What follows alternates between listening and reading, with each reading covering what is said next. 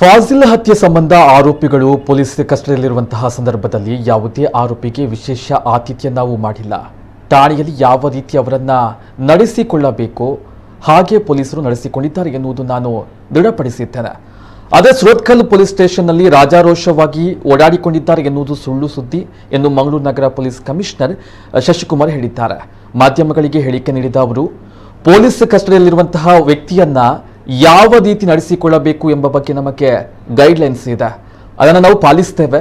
ಆದರೆ ವಿಶೇಷ ಆಧಾರಿತ್ಯ ನೀಡಿದ್ದೇವೆ ಎನ್ನುವ ಆರೋಪವನ್ನ ಯಾವ ಮಾಹಿತಿಯ ಮೇರೆಗೆ ಕೆಲವರು ನೀಡಿದ್ದಾರೋ ಅನ್ನೋದು ಗೊತ್ತಿಲ್ಲ. ಅಂತಹದ್ದು ಏನಾದರೂ ಇದ್ದರೆ ನನಗೆ ಇಲ್ಲವೇ ನಮ್ಮ ಹಿರಿಯ ಅಧಿಕಾರಿಗಳಿಗೆ ಮಾಹಿತಿಯನ್ನ ನೀಡಿ ಎಂದು ಹೇಳಿದರು. ಪ್ರಕರಣದಲ್ಲಿ ಒಟ್ಟು 7 ಮಂದಿ ಅರೆಸ್ಟ್ ಆಗಿದ್ದು ಸದ್ಯ ಆರೋಪಿಗಳ ವಿಚಾರಣೆ, ಪಂಚನಾಮೆ, ಸಾಕ್ಷ್ಯಾಧಾರ ಸಂಗ್ರಹ ನಡೀತಾ ಇದೆ. ಇನ್ನು ಕೃತ್ಯದಲ್ಲಿ 12 ವಾಹನಗಳನ್ನು ವಶಪಡಿಸಿಕೊಳ್ಳಲಾಗುವುದು. ವಿಚಾರಣೆಯ ಸಂದರ್ಭದಲ್ಲಿ ಯಾರಾದರೂ ಶಾಮೀಲಾಗಿರುವುದು ಗೊತ್ತಾದರೆ ಅವರನ್ನ ವಶಕ್ಕೆ ಪಡೆಯಲಾಗುವುದು ಎಂದರು. ಅವ್ರುಗಳು ಹೇಳಿಕೆ ಕೊಟ್ಟಿರೋದನ್ನ ಗಮನಿಸಿದ್ದೀನಿ. ಇಮಿಡಿಯೇಟ್ ಆಗಿ ಅದೇ ಕಾರಣಕ್ಕೆ ನಾನು ನೆನ್ನೆ ಹೇಳಿದ್ದು ಸುರತ್ಕಲ್ ಠಾಣೆಗೆ ಹೋಗಿದ್ದೆ ಅಂತಂದು. ಅಲ್ಲಿ ಹೋಗಿ ವೆರಿಫೈ ಮಾಡಿದ್ದೀನಿ, ಆಫೀಸರ್ಸ್ ಜೊತೆ ಮಾತಾಡಿದ್ದೀನಿ. ಆ ರೀತಿ ಯಾವುದೇ ಒಬ್ಬ ಆರೋಪಿಗೆ ಏನು ಸ್ಪೆಷಲ್ ಪ್ರಿವಿಲೇಜಸ್ ಕೊಡುವಂಥದ್ದು ಯಾವುದೂ ಆಗಿಲ್ಲ. ಅಲ್ಲಿ ಭಾಳ ಸ್ಪಷ್ಟವಾಗಿ ನಮಗೆ ನಿಯಮಾನುಸಾರ ಒಬ್ಬ ಪೊಲೀಸ್ ಕಸ್ಟಡಿಯಲ್ಲಿರುವಂಥ ವ್ಯಕ್ತಿಗೆ ಯಾವ ರೀತಿ ಟ್ರೀಟ್ ಮಾಡಬೇಕು ಅಂತಿದೆ, ಅಷ್ಟು ಬಿಟ್ಟು ಯಾವುದೇ ಕಾರಣಕ್ಕೂ ಹೆಚ್ಚುವರಿಯಾಗಿ ಮಾಡುವಂಥ ಕೆಲಸ ಅಲ್ಲಿ ಆಗಿಲ್ಲ. ಅವ್ರು ಯಾವ ವಿಷಯ, ಯಾವ ಇನ್ಪುಟ್ ಮೇಲೆ ಬಂದು ಆ ಥರ ಹೇಳಿದರು ಅನ್ನೋಂಥದ್ದು ನಮಗೆ ಗೊತ್ತಿಲ್ಲ.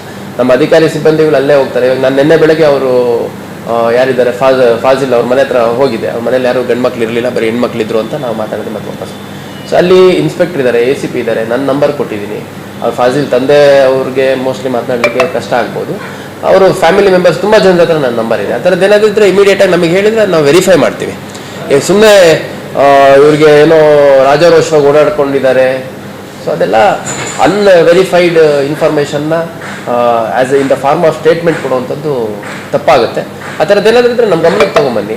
ಆ ಥರದ್ದು ಡೆಫಿನೆಟ್ಲಿ ಆಗ್ಲಿಕ್ಕೆ ಬಿಡಲ್ಲ. ಯಾಕಂದರೆ ಈ ಒಂದು ಘಟನೆ ಯಾವ ರೀತಿ ಒಂದು ಆತಂಕವನ್ನು ಮತ್ತು ಸ್ಥಳೀಯ ಕಾನೂನು ಸುವ್ಯವಸ್ಥೆಯನ್ನು ಅಫೆಕ್ಟ್ ಮಾಡಿದೆ ಅನ್ನೋಂಥದ್ದು ನಮಗೆ ಗೊತ್ತಿದೆ.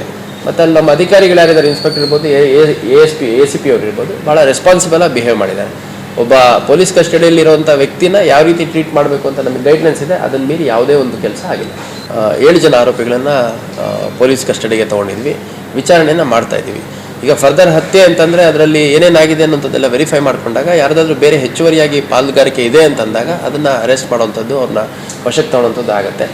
ಅದು ಇನ್ವೆಸ್ಟಿಗೇಷನ್ ನಡೀತಾ ಇದೆ, ಪೊಲೀಸ್ ಕಸ್ಟಡಿಯಲ್ಲಿ ವಿಚಾರಣೆ ನಡೀತಾ ಇದೆ. ಮತ್ತು ನಮಗೆ ಪಂಚನಾಮ ಮಾಡುವಂಥದ್ದಿತ್ತು, ಎವಿಡೆನ್ಸ್ ಕಲೆಕ್ಷನ್ ಮಾಡುವಂಥದ್ದಿತ್ತು, ಬೇರೆ ಬೇರೆ ಇನ್ನೂ ಉಳಿದಂಥ ಎವಿಡೆನ್ಸಸ್ಸು ಮತ್ತು ಪಂಚನಾಮ ಏನಿದೆ ಅದನ್ನೆಲ್ಲ ಮಾಡೋದಿದೆ. ಮತ್ತು ಗಾಡಿಯನ್ನು ಇನ್ನೂ 2 ಗಾಡಿ ಹೆಚ್ಚುವರಿಯಾಗಿ ಯೂಸ್ ಮಾಡಿರುವಂಥದ್ದು ನಮಗೆ ತಿಳಿದು ಬಂದಿದೆ. ಅಂದರೆ ಅವನ್ನ ಕೂಡ ವಶಕ್ಕೆ ತೊಗೊಳ್ಳೋವಂಥ ಕೆಲಸ ಮಾಡ್ತೀವಿ.